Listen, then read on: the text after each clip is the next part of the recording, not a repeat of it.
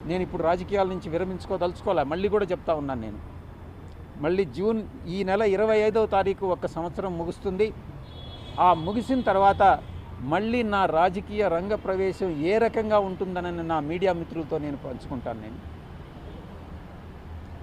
కాబట్టి చంద్రబాబు నాయుడు గారు ప్రభుత్వం చేసినటువంటి ఈ యొక్క దుష్టమైనటువంటి పని నేను మర్చిపోలేను.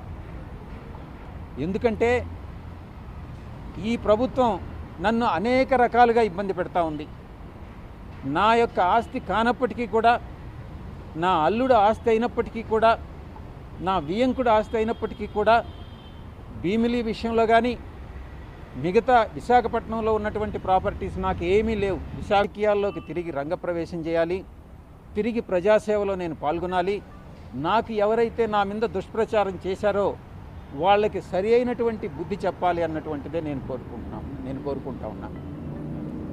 నేను ఒక్కటే చెప్తా ఉన్నా, చంద్రబాబు నాయుడు గారి ప్రభుత్వం ఒక దుష్ట ప్రభుత్వం. ఎందుకంటే ఏమీ నాకు సంబంధం లేనటువంటి విషయాల్లో నన్ను ఒక అక్యూజ్డ్గా ఇరికించి, కాకినాడ సీపోర్ట్ విషయంలో కానీ, ఈ యొక్క విశాఖపట్నంలో సిట్ నా పైన ఇచ్చినటువంటి స్పెషల్ ఇన్వెస్టిగేషన్ టీం ఇచ్చినటువంటి రిపోర్ట్ కానీ, ఇవన్నీ కానీ కేర్ఫుల్గా కానీ పరిశీలించి చూస్తే చంద్రబాబు నాయుడు గారి ప్రభుత్వం పాల్పడుతున్నటువంటి కక్షపూరితమైనటువంటి చర్యలు, చంద్రబాబు నాయుడు గారి ప్రభుత్వం అన్యాయమైనటువంటి యాక్టివిటీస్ ఏదైతే ఉన్నాయో, చర్యలు ఏదైతే ఉన్నాయో, ఇవన్నీ చాలా స్పష్టంగా తెలుస్తూ ఉన్నాయి. నేను సాయిరెడ్డి అనేటటువంటి వ్యక్తి వెనక్కి జంకేవాడు కాదు. ఏది ఏమైనా కూడా పర్వాలేదు. నేను ఒక్కటే చెప్తా ఉన్నా, అధికారం అనేటటువంటిది శాశ్వతం కాదు. అప్పట్లో జగన్మోహన్ రెడ్డి గారు కూడా 2019లో అధికారంలోకి వచ్చినప్పుడు నేను 20-25 సంవత్సరాలు అధికారంలో ఉంటానని అనుకున్నారు. ఇప్పుడు చంద్రబాబు నాయుడు, లోకేష్ బాబు కూడా ఈరోజు మేము అధికారంలో 20 సంవత్సరాలు ఉంటాం అనుకుంటా ఉన్నారు. కానీ అధికారం అనేటటువంటిది ఎవరిని అట్టిపెట్టుకొని ఉండదు. ప్రజాభిమానం చూరగొన్నటువంటి వాళ్ళే అధికారంలో ఉంటారు. నేను ఇంకా కూడా చెప్తా ఉన్నాను, ఈ కోటరీ ఇలాగే కొనసాగితే జగన్మోహన్ రెడ్డి గారు అధికారంలోకి వచ్చే ప్రసక్తి లేదు. ఈ యొక్క కూటమి అలాగే కొనసాగితే జగన్మోహన్ రెడ్డి అధికారంలోకి వచ్చేటటువంటి ప్రసక్తి లేదు. ఒక రాజకీయమైనటువంటి ఒక స్ట్రాటజీ ఉండాలి. ఆ స్ట్రాటజీ ఏందనంటే కూటమిని విడగొట్టగలిగినప్పుడే జగన్మోహన్ రెడ్డి గారు తిరిగి అధికారంలోకి వచ్చేటటువంటి అవకాశం ఉంటుంది. ఆ స్ట్రాటజీ ఇచ్చేటటువంటి వాళ్ళు కానీ, అమలు చేసేటటువంటి వాళ్ళు కానీ ఈ యొక్క కోటరీలో లేరు. జగన్మోహన్ రెడ్డి గారి చుట్టూ ఉన్నటువంటి వాళ్ళందరూ కూడా ఆయన్ని మిస్గైడ్ చేస్తూ ఉన్నారన్నటువంటి విషయం నేను తెలియజేస్తూ ఉన్నా. నేను ఒక్కటే ఆలోచిస్తూ ఉన్నా, మీరు కూడా కోటరీలో భాగస్వాములే కదా అని మీడియా మిత్రులు కూడా చాలాసార్లు ప్రశ్నించారు. నేను ఒకటే చెప్తా ఉన్నా, సంవత్సర రోజులుగా మీరు నమ్మినా నమ్మకుండా, మీరు సెటైర్లు వేసినా నేను వ్యవసాయం చేసుకుంటానే ఉన్నాను. అప్పుడప్పుడు నేను గమ్ముగా ఉండలేను కాబట్టి నాకున్నటువంటి స్వల్పమైనటువంటి రాజకీయ పరిజ్ఞానంతో ఏదో ట్వీట్స్ పెట్టడం, ఏదో టెక్నికల్గాను అకాడమిక్గాను ట్వీట్స్ పెట్టడం చేస్తూ ఉన్నాను. అంతేగాని నేను జగన్మోహన్ రెడ్డి గారిని విమర్శించడమో లేకుంటే ఇంకొక రాజకీయ పార్టీని విమర్శించడమో నేను చేయలే. అయినప్పటికీ కూడా జగన్మోహన్ రెడ్డి గారే నన్ను విమర్శించారు. ఆయన నేను ప్రలోభాలకు లొంగానన్నారు. నేను అడుగుతా ఉన్నా, అదే ప్రలోభాలకు లొంగుంటే నేను ఈరోజు లక్షల కోట్లు ఆర్జించుండేవాడిని. నాకు అది నేను నమ్మినటువంటి ఆ వెంకటేశ్వర స్వామి సాక్షిగా చెప్తా ఉన్నా, ఎవరి దగ్గర విజయసాయిరెడ్డి డబ్బులు ఆశించి చెయ్యి చాచలేదు, భవిష్యత్తులో అటువంటి చాచే అవకాశం లేదు అని నేను ఈ పత్రికాముఖంగా తెలియజేసుకుంటా ఉన్నా. జగన్మోహన్ రెడ్డి గారు ఈ స్టేట్మెంట్ విత్డ్రా చేసుకోవాలి. చంద్రబాబు నాయుడు గారు చేస్తున్నటువంటి ఈ హరాస్మెంట్ ఏదైతే ఉందో అది నిలపాలి. ఇవి రెండూ జరగాలంటే తిరిగి రాజకీయ రంగ ప్రవేశం చేయాలి. అది ఏ విధంగా అన్నటువంటిది నేను మీకు తెలియజేసుకుంటా. ఇక కోటరీ విషయానికి వస్తే నేను వ్యవసాయదారుని ఈరోజు. వ్యవసాయం చేసేటప్పుడు యజమానికి పాలేరు ఉంటాడు. పాలేరు ఎడ్ల బండి తోలుతాడు, బండిలో ఎరువులు తోలుతాడు, అదే బండిలో పెస్టిసైడ్స్ తోలుతాడు, అదే బండిలో అదే ఎద్దులతో దుక్క దున్నిస్తాడు, అదే దాంతో హార్వెస్టింగ్ చేస్తారు. కానీ ఈ పాలేరులాగా నేను ఈ యొక్క 15 సంవత్సరాలుగా, అంటే 2009 నుంచి ఈ రోజు వరకు జగన్మోహన్ రెడ్డి గారికి ఒక పాలేరులాగా నేను పనిచేశాను. చిత్తశుద్ధితో నిజాయితీగా పనిచేశా జగన్మోహన్ రెడ్డి గారికి. చంద్రబాబు గారు నాయుడు ఎంత దూరమైనా పోయి విమర్శించేటటువంటి స్థితిని తీసుకెళ్ళాను నేను. కానీ జగన్మోహన్ రెడ్డి గారు నాకు ఇచ్చినటువంటి రివార్డ్ ఏందని అంటే పొగబెట్టి బయటకు పంపించడం, కోటరీ మాటలు నమ్మి. ఇది ఆయన చేసినటువంటి నాకు సహాయం.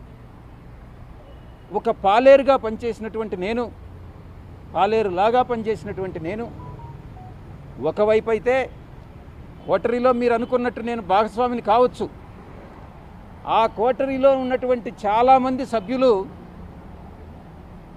పందికొక్కుల్లాగా ఏదైతే జగన్మోహన్ రెడ్డి గారు కష్టపడి పండించి ఆయనకు పాలేరులాగా పనిచేసి నేను పండించి ఆయన కోసం నేను శ్రమపడ్డానో దాన్ని పందికొక్కుల్లాగా తిన్నటువంటిదే ఈ కోటరీలో ఉన్నటువంటి కొంతమంది సభ్యులు. ఈ రోజు కూడా వాళ్ళు తింటూనే ఉన్నారు, జగన్మోహన్ రెడ్డి గారు చూస్తూనే ఉన్నారు. ఈ కోటరీని నమ్ముకున్నంత కాలం జగన్మోహన్ రెడ్డి గారు అధికారంలోకి వచ్చేటటువంటి ప్రసక్తి లేదు. ఎన్ని పాదయాత్రలు చేసినా కూడా అవకాశం లేదు. ఆయనకి ఒక రాజకీయ ప్రణాళికాబద్ధంగా ముందుకెళ్తేనే ఆయన తిరిగి అధికారంలోకి వచ్చేటటువంటి అవకాశం ఉంటుంది. మిగతా చాలామంది అడుగుతూ ఉన్నారు, చాలామంది అడిగారు ఏ రాజకీయ పార్టీలో మీరు చేరతారోనని. బీజేపీలో చేరతారా, జనసేనలో చేరతారా, టీడీపీలో చేరతారా, వైఎస్ఆర్ కాంగ్రెస్ పార్టీకి తిరిగి వెళ్తారా అన్నటువంటిది. నేను ఒకటే చెప్తా ఉన్నా, ఏ పార్టీలో చేరేటటువంటి అవకాశం లేదు. నా రాజకీయ భవిష్యత్తు ఏందనేటటువంటిది నేనే చెప్తాను అని నేను మీ అందరికీ కూడా సవినయంగా నేను మనవి చేసుకుంటా ఉన్నా. ఇక మొన్న సాయి జర్నలిస్ట్ ఒకటి చెప్తా ఉన్నారు, జర్నలిస్ట్ సాయి, నేనేదో సపరేట్ పార్టీ పెట్టి దానికి చంద్రబాబు మద్దతు తీసుకొని నాయుడు గారి దగ్గర నుంచి నేను ఆర్థిక సహాయం పొంది ఆయనలో ఒక భాగస్వామిని అయిపోతాను అని నేను ఒక ఆరోపణ చేశాడు. ఆయనకి ఎవరు చెప్పారో నాకైతే తెలీదు. ఈ జర్నలిస్ట్ సాయి స్వీయ పరిజ్ఞానాన్ని ఉపయోగించి ఈ జర్నలిస్ట్ సాయి అనేటటువంటి వ్యక్తి వైఎస్ఆర్సీపీ పేటిఎం బ్యాచ్ ఎవరికైతే మంత్లీ పే చేస్తున్నారో యూట్యూబ్ ఛానల్స్కి, దాంట్లో ఒక వ్యక్తి ఈ జర్నలిస్ట్ సాయి. నేను ఒక్కటే విజ్ఞప్తి చేస్తూ ఉన్నా జర్నలిస్ట్ మిత్రులందరికీ, మీరు అనవసరంగా ఇన్ఫరెన్సెస్ డ్రా చేసుకోవద్దు. ఏదైనా ఉంటే నన్ను అడిగితే నేను నేరుగా చెప్తాను. చాలామంది మీడియా మిత్రులందరికీ నా ఫోన్ నెంబర్ వాళ్ళ దగ్గర ఉంది, నేను తప్పకుండా చెప్తాను అన్నటువంటి విషయాన్ని నేను మీ అందరికీ కూడా నేను తెలియజేసుకుంటా ఉన్నా. లాస్ట్గా ఇంకొక క్వశ్చన్ కూడా అడగడం జరిగింది. మీరు 100 కోట్ల రూపాయలు రాజ్ కసిరెడ్డికి మిథున్ రెడ్డి సలహా మేరకు అరబిందో నుంచి మీరు అరేంజ్ చేశారా అని. అవును, మిథున్ రెడ్డి అడగడం జరిగింది. ఆయన కోరిక మేరకు నేను రికమెండ్ చేసినటువంటి మాట వాస్తవమే. కానీ ఇంకొక ప్రశ్న కూడా, ఇది జగన్మోహన్ రెడ్డి గారికి తెలిసి జరిగిందా, జగన్మోహన్ రెడ్డి గారు మీకు చెప్పారా 100 కోట్లు అరేంజ్ చేయమని నేను ప్రశ్నించినప్పుడు జగన్మోహన్ రెడ్డి గారు నాకు చెప్పలేదు, శరత్ చంద్రారెడ్డికి చెప్పలేదు 100 కోట్లు అరేంజ్ చేయమనని. మిథున్ రెడ్డి, కసిరెడ్డి రాజశేఖర్ రెడ్డి, సజ్జల శ్రీధర్ రెడ్డి కోరిక మేరకే నేను అరేంజ్ చేయడం జరిగింది అన్నటువంటి విషయాన్ని చాలా స్పష్టంగా చెప్పడం జరిగింది. నేను ఒకటే అరబిందో నుంచి వాళ్ళు ఏయో కంపెనీలకి చెక్కులు తీసుకున్నారు, ఏ కంపెనీలకి చెక్కులు తీసుకున్నారనేటటువంటి విషయం కూడా నాకు తెలియదని స్పష్టంగా చెప్పాను. ఎంత రేట్ ఆఫ్ ఇంట్రెస్ట్ అనేది కూడా నాకు తెలియదు. ఆ తర్వాత రీపేమెంట్ ఎలా జరిగిందని అనేటటువంటి విషయం కూడా నాకు తెలియదు అని చాలా స్పష్టంగా చెప్పడం జరిగింది. ఎంత రేట్ ఆఫ్ ఇంట్రెస్ట్ అనేది కూడా నాకు తెలియదు.